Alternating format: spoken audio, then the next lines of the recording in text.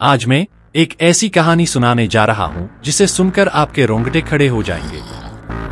ये कहानी है माइनक्राफ्ट के उस रहस्यमय और डरावने हीरोब्राइन की, जिसने न जाने कितने खिलाड़ियों को अपनी चपेट में लिया है।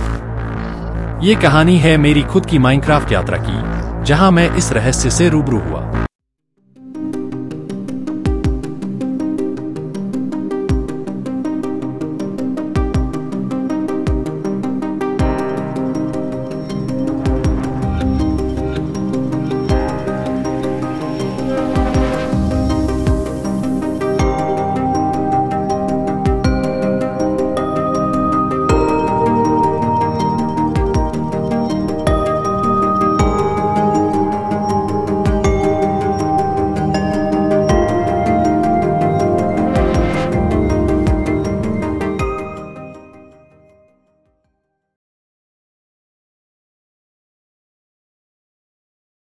सब कुछ सामान्य लग रहा था।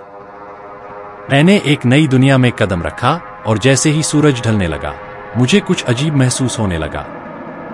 आसपास की हवा में एक डरावना सन्नाटा था और पेड़ों की छायाएं मुझे किसी बुरी आत्मा की तरह घूर रही थी। मैंने अपने साथियों से सुना था कि इस दुनिया में कुछ अनजाना और रहस्यमयी है, लेकिन मैंने कभी इस पर विश्वास नहीं किया था। मैंने जल्दी जल्दी अपना पहला घर बनाया।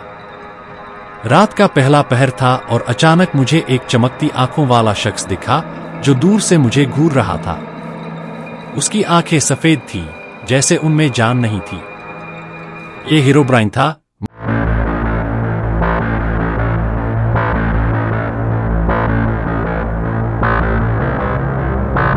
माइनक्राफ्ट की सबसे डरावनी और रहस्यमयी हस्ती। मैंने सोचा कि ये शायद मेरी कल्पना का खेल हो, परंतु उसकी दृष्टि इतनी सजीव थी कि मैं ठिठक गया।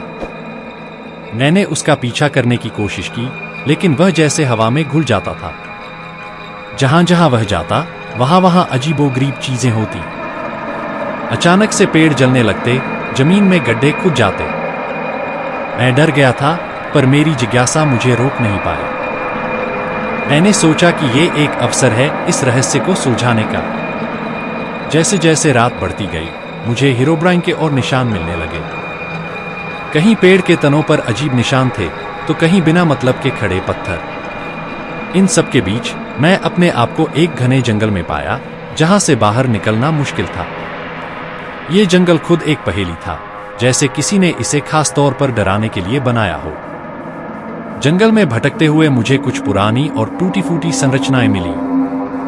ऐसा लग रहा था कि ये किसी समय पर एक गांव रहा होगा, पर अब यहां सिर्फ वीरानी और डरावना माहौल था।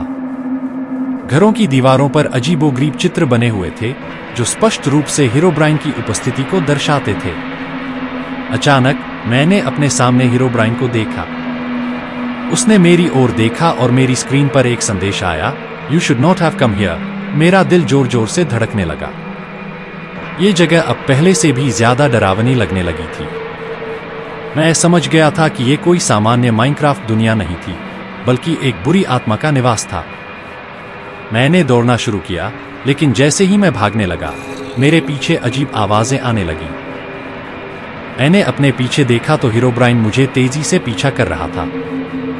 मेरे पास समय नहीं था सोचने का। मैंने अपनी पूरी ताकत लगाकर भागना शुरू कर दिया।